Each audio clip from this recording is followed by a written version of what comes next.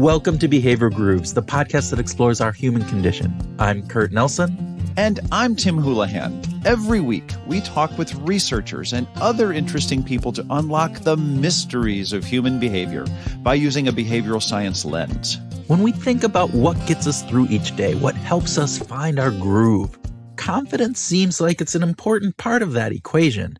It makes sense. We are more likely to take a risk if we feel confident. Without a doubt, confidence is good. Our guest in this episode suggests that confidence is built on the combination of certainty and control. This idea that certainty and control are foundational to confidence is an interesting idea. And it's a bit of a contrast to what Kahneman and Tversky wrote about when they considered the problem of judgment under uncertainty. Many of the decisions we make on a daily basis are made in situations where we're not actually certain and not actually in control. Maybe our perception is reality, though. Our guest in this episode is Peter Atwater. He is the author of The Confidence Map and is known for coining the K-shaped recovery, which is an economic term used by political and economic leaders in the U.S. and the U.K. Peter is an adjunct professor of economics at Williams & Mary University and the president of Financial Insights, a consulting firm that advises global policymakers on how social mood affects decision-making, the economy, and the markets. In our conversation, we explore Peter's idea of how confidence contributes to innovation, creativity, and to public relations. And we think that there are some important takeaways, like what makes confidence different from self-esteem? That is good. So, with that, Groovers, we hope you sit back with a two-finger pour of your favorite blend of certainty and control and enjoy our conversation with Peter Atwater.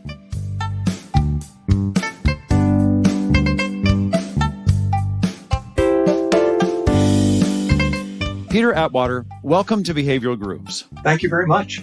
It's a pleasure to have you here today, and we have to know right away, coffee or tea? Coffee. Ooh. Oh, love that. Fantastic. It's morning. Yes. It's morning. That is a big piece. I used to be a tea drinker, but I've switched to coffee. I don't know if it's a good thing or bad. But anyway, second speed round question here. Would you prefer to have dinner with your favorite musician or your favorite athlete? Musician. You've just endeared yourself to Tim. So, all right. Anyone come to mind, just out of curiosity? Oh, if he were still alive, it would be someone like Stephen Sondheim. Oh, Sondheim. Yeah. Wow. Yeah. How did you write? I used a quote from his book, from one of his plays to start out my book. Yeah. So.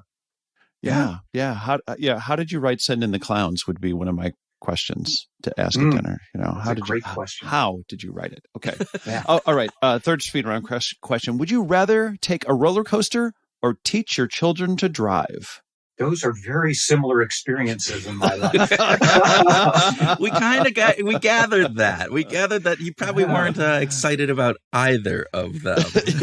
Yeah, those are both events that, to use a phrase from my book, put me in the passenger seat. Yes. We will get to that. Certainty, too. but no control. Yes. Yeah. Uh-huh. Not a fan of either. All right. Well, you don't have to choose that. You can say, I decline for both of them. We've had some people, we often ask the coffee tea, and some have got neither. I don't drink either of those. So you can say neither roller coaster nor teaching your children to drive. All right. Last speed round question, Peter. Is being confident a function of how loud we speak and whether we stand like Wonder Woman, or is it something else? No, I think of that as confidence theater. The role we play on stage, in meetings. That's what we think the audience wants. I don't think it's either. I think that confidence is probably more cognitive than it is anything else. And it's, as I talk about in my book, it's about our feelings of certainty and control. We need both of those to feel confident. So we're talking about the confidence map, charting a path from chaos to clarity. Let's get a little bit deeper into this. What is confidence? Confidence is how we see ourselves faring in the future, which is a lot of words strung together that need to be pulled apart. First of all, it's inherently forward-looking. When I say I'm confident, I'm not talking about the present. I'm actually talking about what I see ahead. And here it's all imagination because the future is something we have to create a picture of. It's inherently uncertain. And so we need to have a sense of predictability, that we have an idea what's around the corner. And that's where certainty comes into play. But that's not enough. We also need to know that we're going to be okay, that we're prepared, that we have an ability to control the outcome, that we're not sort of the beneficiary of or victim of what others might do, that we have agency. And so those two have to come together in order for us to feel confident. And what's the payoff? What's the big bonus if those two things align? There are a couple of bonuses. One is clearly cognitive. Our brain is relaxed. It's at ease. Cognitive ease and confidence are two words that are interchangeable in my mind, that when we feel confident, our brain is relaxed. And so are we physiologically. So the benefits are enormous in terms of how we think, how we feel. We tend to be happy. Things feel easy. In the book, I describe it as being in the comfort zone. Yep. Time passes quickly.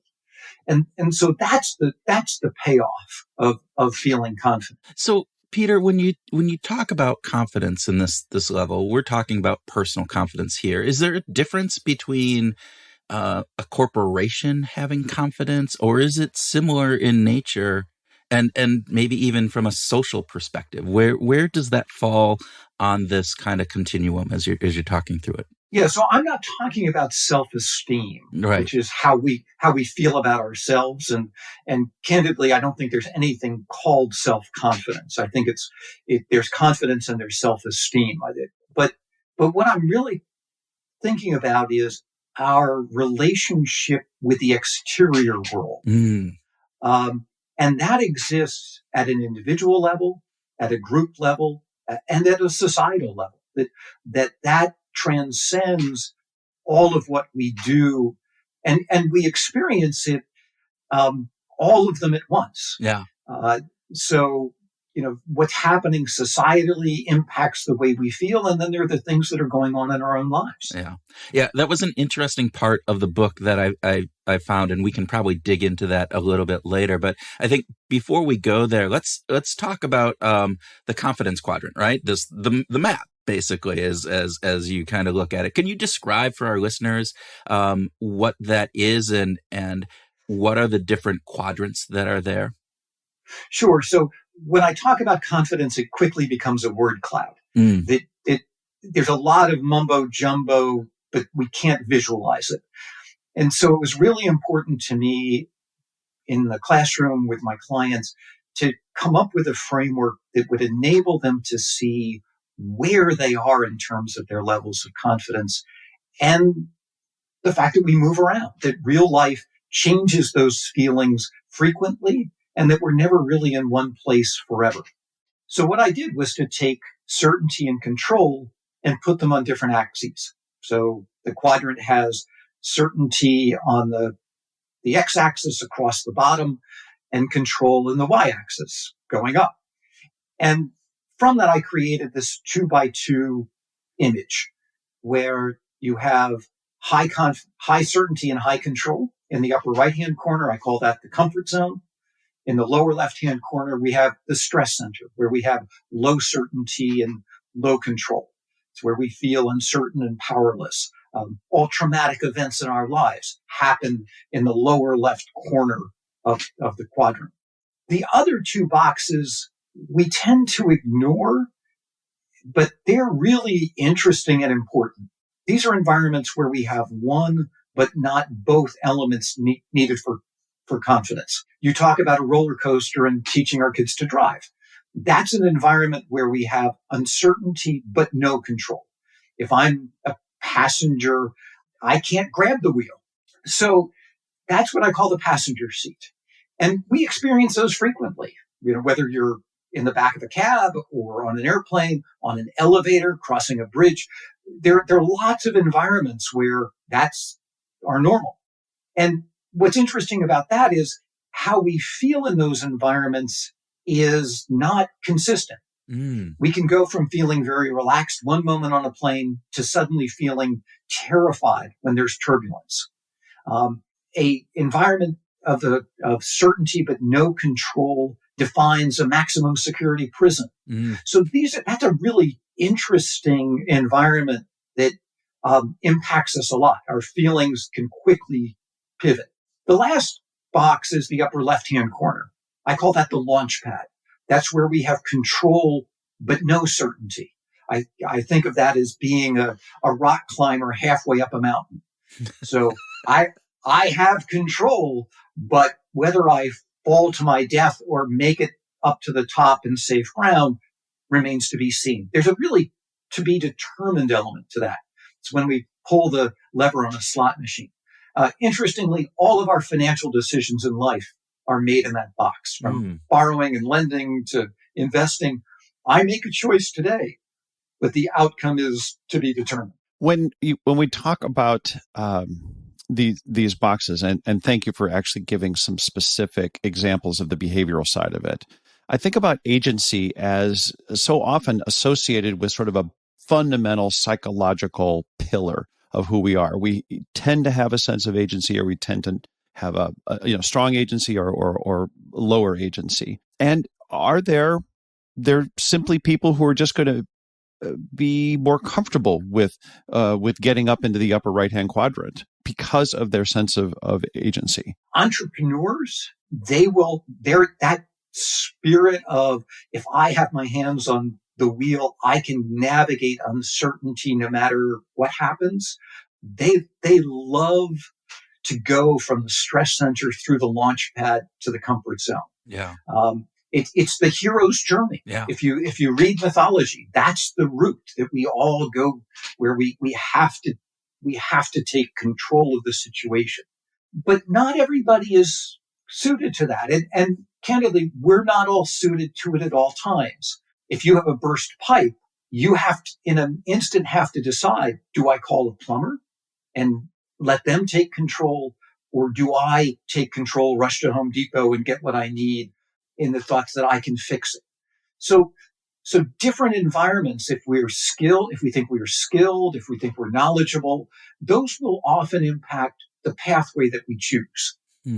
So with that, and you talk about the entrepreneurs who go from, that stress center through the launch pad into the comfort zone. Is there a thing of having too much confidence that what happens when we're up in that upper tippy top right hand far corner of your 2x2 boxes? Is there some negative aspect of having too much confidence in that? And can that confidence, I'll let you answer that, and then I have a follow-up question. Is that confidence, can that be false? In other words, I believe that I have control, or I believe that I'm certain on things, and that is a false understanding of reality is how it goes. So I think we are naturally prone to being overconfident when we believe we have complete control of the situation and we think we know what's coming next. Again, I go back to the future is inherently unknown.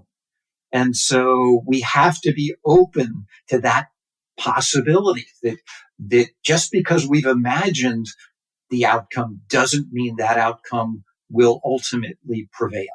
Yeah. And you talked about perception distortion in the book. And so is that part of this as well, this ability for us to, distort our perception on that? Yeah, we do it routinely at both extremes. So when we're overconfident, we overestimate the certainty and control that we have versus the reality of the situation. And at the other extreme, we woefully underestimate the certainty and control that we have. We feel defeated and powerless, and everything feels uncertain. And we forget that we are as prone to underconfidence as we are to overconfidence. I think underconfidence is a huge issue today, where people feel worse than they objectively should feel. Interesting. Where do you draw that from? Where does that observation come from? If you can look in terms of employment data, we have an economy where, we have a shortage of workers. So everybody who wants a job should have a job. And historically, that makes us feel good. Historically, there's a tight connection between, employment and consumer confidence. And that's really broken down. And the measures, economic satisfaction doesn't equal confidence today. And there's something else that seems to be bothering us that we can't quite put our fingers on. But I think it's shading the way we look at the future. Yeah, that's cool. You bring a lot of behavioral economics into your financial work. We love that, by the way. But tell us a little bit, if you could, about how behavioral economics can help people in some of the financial decision making. So let me talk a little bit about behavioral economics and how most behavioral economists focus. If I look at the world of behavioral economics, it tends to focus on the bad choices that we make and the choices that economists view to be somewhat irrational. The attention seems to be on the bad and the outliers. Those are interesting. Those make for great storytelling. What I've tried to do in this book is to say, let's step back and just look at what do we do? If we're going to try to give people advice, the first thing we need to do is understand how are they making decisions naturally, and to look at just the way life moves them around and the way that changes how they think, what their preferences are. Because if I can do that, then I can start to understand their economic decision-making, their political decision-making, their social and cultural decision-making. And if I'm trying to help people to make better choices, understanding our inherent behavior, good and bad, is vital. So how does that play out in terms of the financial decisions that you've asked about? We make all those decisions in the upper left-hand corner. And here we have to imagine the future. I wouldn't lend you money if I didn't think you could pay it back. What we need to watch out for is when we become certain of an outcome, good and bad. The more certain we are of the outcome, the more that's going to drive our choice. So all of our financial decisions are outcome imagined as far as their basis. And so if I assign an extremely high probability, chances are I'm deluding myself. And I like to say, if you think you're going to lose all your money or you're going to make $1 million, both of those are likely to be very wrong. So pull back, take less risk when you are more certain of the outcome.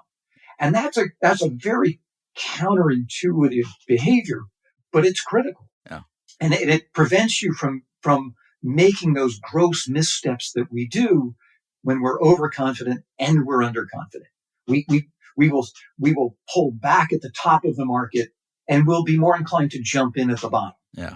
It's interesting. And I love the counterintuitive aspect because that's one of the things I think behavioral science, behavioral economics highlights for some things. We intuitively think something and the research shows, oh, that's not necessarily how it works. And what you're saying is that the same element of that around our confidence, high or low, in the financial decision making that counterintuitive piece. And it also reminds me, we've interviewed Annie Duke a number of times in the way that she talks about thinking in bets, and this idea that how much certainty you have about, you think about this, but adjust that. Make sure that you're always looking, I'm 80% sure. Well, new information coming in, maybe now I'm 70% sure. And I think we often get locked into our initial analysis. Would you find that to be the case? Or am I kind of overstepping my intuition there? No, I think we frequently fall into that, particularly in groups. I love what Annie does, and I love the idea of making changes in our assessment. We can do that individually if we take our time and are very deliberate. It becomes much more difficult with groups because group dynamics require a common denominator that's simple, that's easy, that's fast, that is disinclined to use complex abstract thought. Mm. And so groups easily fall into that dynamic where they overestimate outcomes, good and bad. And to avoid that, polling individuals before a group meeting is a really powerful way to avoid that groupthink dynamic that develops when we all get together. But we need to consider the outliers. We need to consider those whose opinions feel very uncomfortable. Yeah, that's fantastic. I also, something that we found intriguing was how confidence can be both an input and an output of decision making. Can you talk a little bit about that? Yeah, one of the things that drives my economic brethren nuts is the question of causation. Did mood make us do it, or was mood the outcome? And we're not good at assessing, did I act or did I react? We're in constant motion. And short of extreme events, it's very difficult for us to determine whether our behavior is a reaction to something or simply an ongoing, never-ending process that I describe as sort of story, feeling, action, story, feeling, action. These are all, it's like a house of mirrors where they're all playing on us simultaneously. And so I've given up completely the question of which is chicken or egg. I just know that at all times we have equilibrium between how I feel, the stories I tell, and what I do. And if I can just create a single frame, and I know your story, then I probably know how you feel and what you're likely to do next. If I know your feelings, I know your stories and actions. If I know what you're doing, I know your feelings and stories. So I think it's a fruitless exercise to try to figure out what's leading and what's lagging. Just stop, hit the pause button. And there's plenty of information there from which to begin to make decisions. And yet we have agency. You believe that we have agency. We have the ability to say, no, I am going to choose. I'm not just in the muddy slur of the river going downstream. I actually can stand on the shore and say, I want to do this and I don't want to do that. Yeah. Yeah. And I think it's really helpful at times to hit the pause button so that you can make that agency decision. Yeah. And I think that's a key piece as we talk about that, is being able to look at things in a manner that allows us to make that better decision. So to take that pause, to be able to say, I understand the story and maybe have a little bit of what you're doing. And so I can make an element of saying, triangulating that component and saying, all right, here we are. So now I can make a much more educated assumption about what's going to happen next and what I need to do in order to have that sense of agency. One piece in the book that I was really fascinated about was the idea of a horizon preference, right? And if you could talk a little bit about that for our listeners and talk about what does it do? What does a different horizon, and you talk about me here now versus us everywhere forever thinking. So can you talk a little bit about that? Sure. So I quickly figured out that, certainty and control made a difference. I could start to see the kinds of decisions we were making, but I was struggling to figure out what's the preference factor? What is it that's causing our choices to change based on how we feel? And if you think about, at the top of a roller coaster, go back to the beginning of our conversation, and you step back and you say, what matters in that moment? Before I'm plummeting to my death, where is my head? What am I focusing on? And every person, if they pause to stop and think about it, concludes the only thing they're really thinking about is me here now. That when I feel vulnerable, and vulnerability is the opposite of confidence, and I think that is such an important thing to appreciate. That it's not that we lack confidence, It's that we feel extremely vulnerable. And so vulnerability transforms our preferences because it demands focus. If that bear is outside my tent, the only thing that matters is me and my relationship with that bear. So what that does is that makes self-interest, immediate time proximity, and immediate physical distance the things that matter most. And I crave certainty. I crave things that are concrete. It's why, when COVID hit, we rushed to Costco to get all that toilet paper and water and all that. What we wanted it right there with us, which is why we stuffed cash in our mattress at Lowe's and Confidence. That close physical proximity and self-interest is ruling the roost in every choice that we make. And as our confidence begins to grow and we relax, our focus can expand. We begin to consider the interests of others. We start to look around more broadly. We start to plan for the future.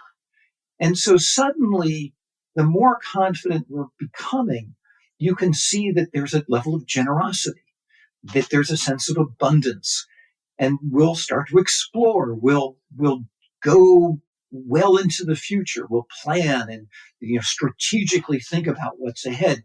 And there's a high level of abstraction that comes with this because again, we're having to imagine what's out there. And the more confident we are, again, our stories mirror our mood, and the more vividly clear our imagination becomes about what's ahead. When confidence is low, we feel like we're in this massive fog storm. When confidence is high, it's a clear sky as far as we can see. I think we underappreciate the impact that our visual sense has on so many aspects of our lives. We talk about distant relations. I have a distant cousin. Distance is a variable that plays into our lives socially, in time, physically, and that's what horizon preference tries to tie together is how our perceptions of that distance change based on how we feel. And that's a great description, Peter. Thank you for that. You at the beginning of that description, you teed up this idea of vulnerability. Could you spend just a minute on the vulnerability first mindset? Yeah. So we tend to focus when a crisis happens on the source of the crisis, the problem, the plane that crashed, the building that fell down, the well that burst. And it seems natural to do that, right? And obvious. And if I look at our response is always, what was the problem? Fix it. And that's useful, but that's not complete because we forget that what really defines a crisis, again, all traumatic events, isn't the source of the problem. It's the feelings that arise from the problem. It's what makes something a crisis is the powerlessness and uncertainty we feel. And so those are the root of our problem. I say to doctors a lot, the difference between curing and healing a patient is curing solves the problem, healing the patient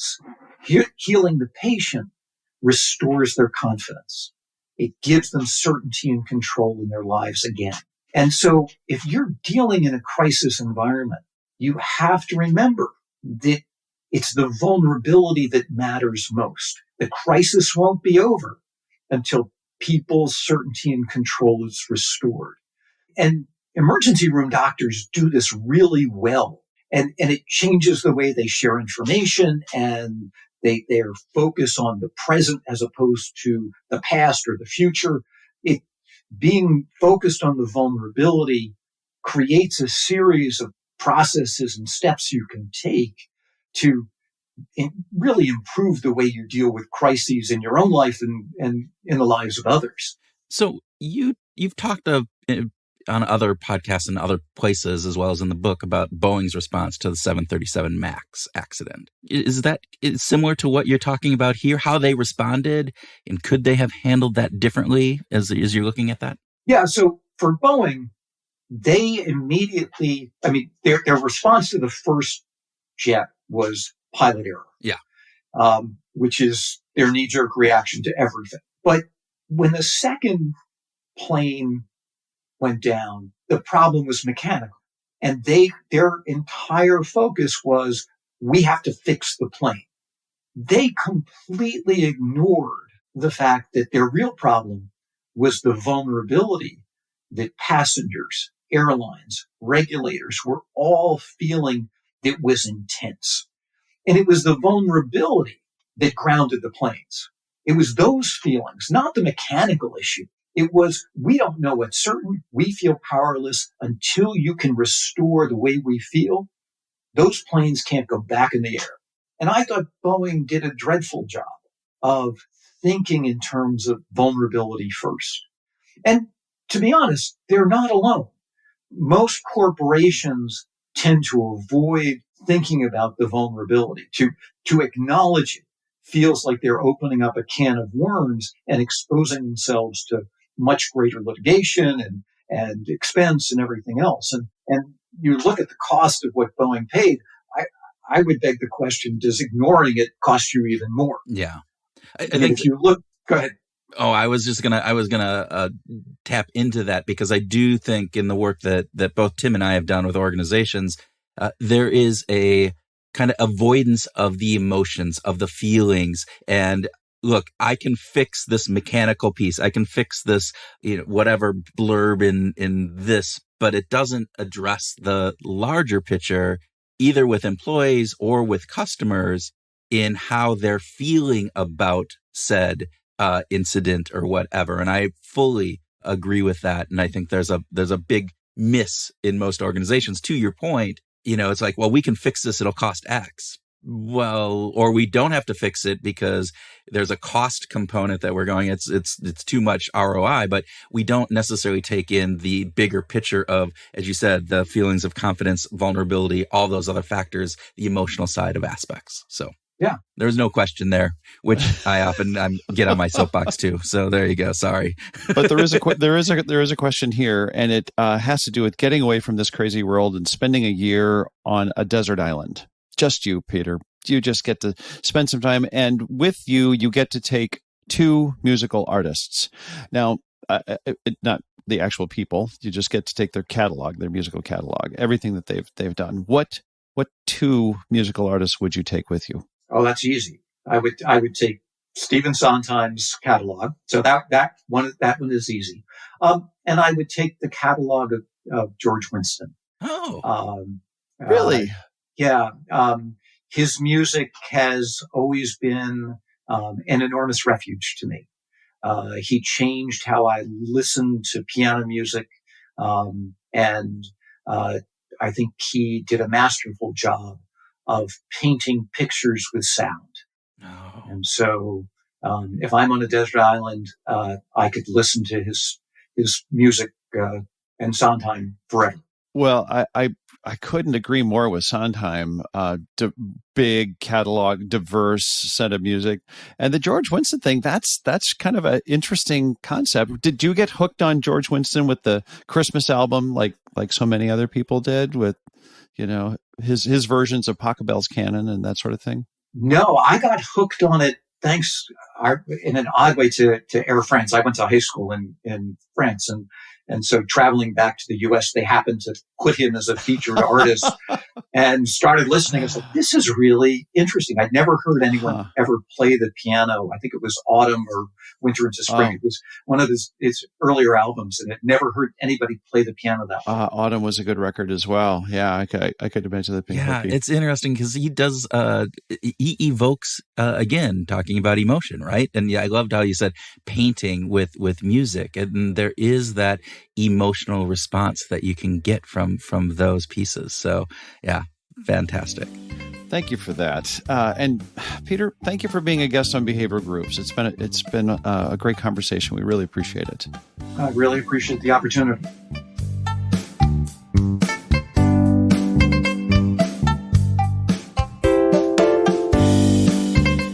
Welcome to our grooving session where Tim and I share ideas on what we learned from our discussion with Peter, have a free-flowing conversation, and talk about whatever else comes into our uncertain and unconfident minds. Oh,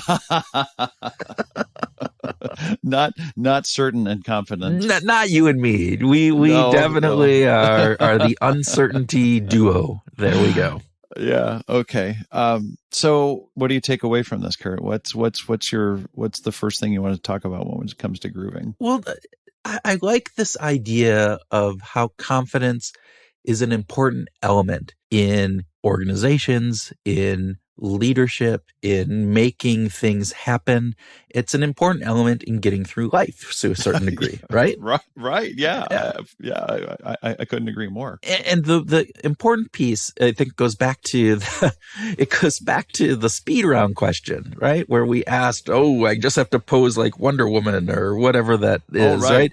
And this idea that confidence isn't about self-esteem. Not the way that Peter talks about it, that it is this mixture of our belief around certainty and control, and those elements help in looking at the world. And how do we then view the world when we have both? We feel we have both, when we feel we have one or the other or neither.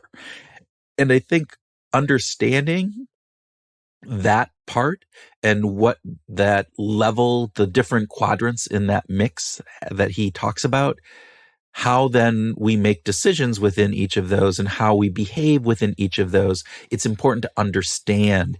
And knowledge, again, doesn't always change behavior, but at least having the knowledge can help us impact what we do moving forward.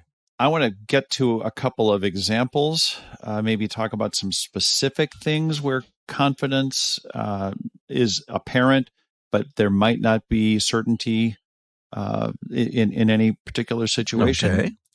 But before I do that, can we just contrast this with, when you and I think about behavioral science, so much of it goes back to Kahneman and Tversky, and so much of that is around a foundational assumption that gets made that we make a lot of judgments in uncertain situations. Yeah. I'm sorry. Well, so we don't have it's our perception is oftentimes that we don't have control or certainty, or at least 100%. Right? I mean, we can bifurcate on that for a bit as well. But Peter's argument is that the greater level of control, the greater level of confidence that we're going to have. Mm-hmm. And that's a good thing. I mean, that leads to innovation and, all kinds of things in the organization. Yeah. And so going back to Kahneman and Tversky, everything in behavioral science, right, seems to go back to Kahneman. A lot of it does. Yeah. Right. So they wrote Judgment Under Uncertainty, Heuristics and Biases back in 1974, Tim. 1974. And it was published in Science, right? So pretty big journal back even then, right? And one of the pieces that they talk about there is that, and I'm quoting here, that people rely on limited number of heuristic principles which reduce the complex tasks of assessing probabilities and predicting values to simpler judgmental operations. End quote. This idea that certainty, the probability, right, of knowing the outcome, we tend to rely on just a few we have these heuristics. It also goes into biases, the biases that we have around these. And the combination of that heuristics and these biases means that we aren't very good judges of the future. And that certainty, even though we may feel certain, isn't necessarily what the outcome will be. And we feel more or less certain than maybe reality says we should. Now, Peter would argue that certainty and control ultimately give way to confidence, which is not just a feeling, though. It's not just a perception in his mind. I just want to make sure that we express that properly. But this is where I want to get to some examples. When I think about someone like Elon Musk starting a company like SpaceX or Tesla, to what degree did he have confidence? And then to what degree was that confidence built on a sense of certainty and a sense of control? Yeah. Now, we're presupposing, and maybe he's a unicorn, in this case, but it just comes to my mind. And again, we've talked about this before. Don't like to over-index on like the people that are just successful, right? The survivorship bias. Right. But Steve Jobs is another one, and this is an interesting piece. And forgive me, listeners, if anybody knows the story and I mess it up, please let us know. We'll do an edit.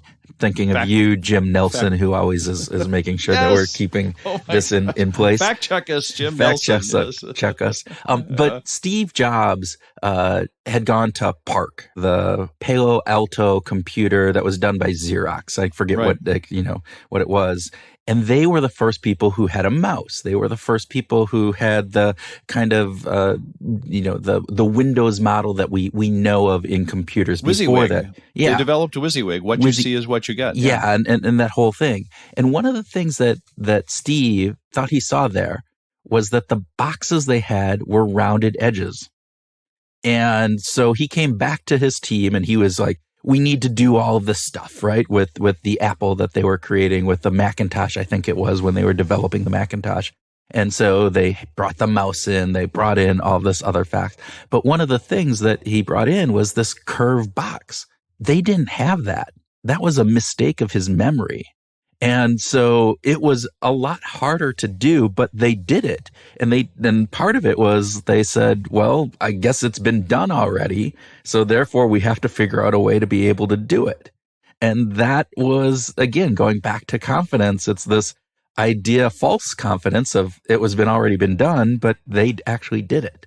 So I think that's a really interesting piece as we go through that. It makes this whole discussion very complex for me, because there isn't this very easy and direct line. And as Danny Kahneman and Amos Tversky write, that this idea of when we're faced with these difficult and complex tasks, that we end up sort of reverting to simpler judgmental operations. Mm-hmm. And that's kind of how my brain's feeling right now. It's like, how do we make sense of this? Because I really like Peter's model. I really like this idea of having a foundational set of assumptions that we're going to use in order to assess our level of confidence. Well, and I think, but here's the piece, Tim. I think that matrix that he talks about, this idea of certainty on the x-axis, control on the y, this element of understanding that, hey, when we're high on both of those,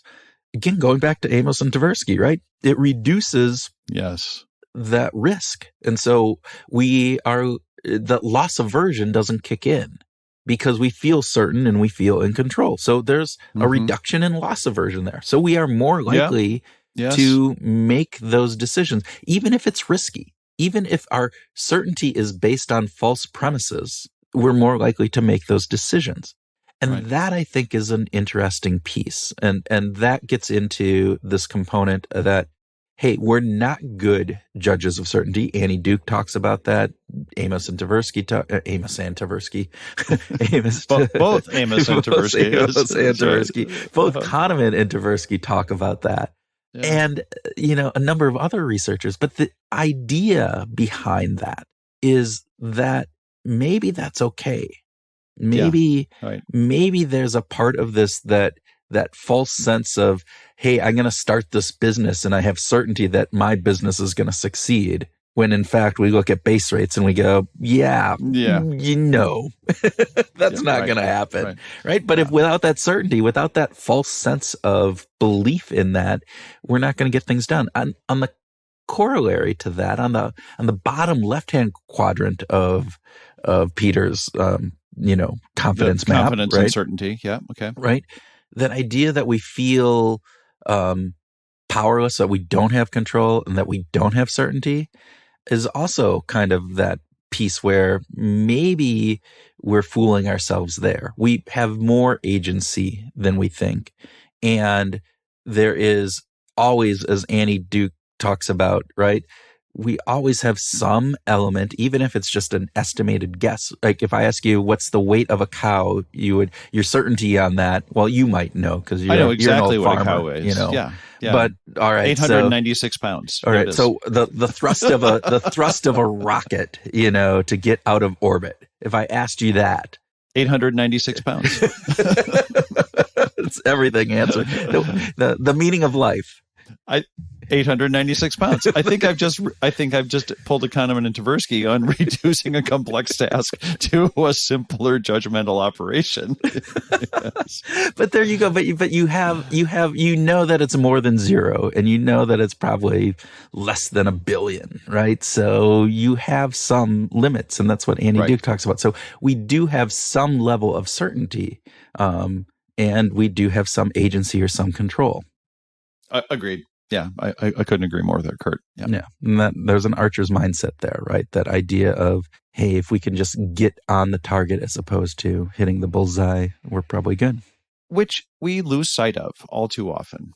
I do. Let me just put it that way. So, okay. All right. Well, I'm confident that should probably wrap this episode up. What say you, Tim? Oh, I'm a bit more uncertain, but I'm willing to let go and just run with it. But you're not in control anymore, are you?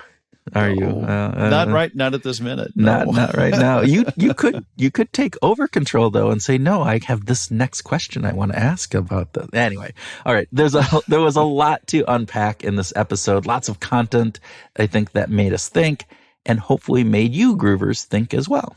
Absolutely. And however you feel about certainty and control, I'm certain that you control your ability to go out and leave us a review, which I hope you do right now. So you Tim, have control. Yes. So your position on this is that you know that groovers have control, but you're not certain that they will do what we're asking them to do. No, I'm 100% on that one. Yeah. Oh, right.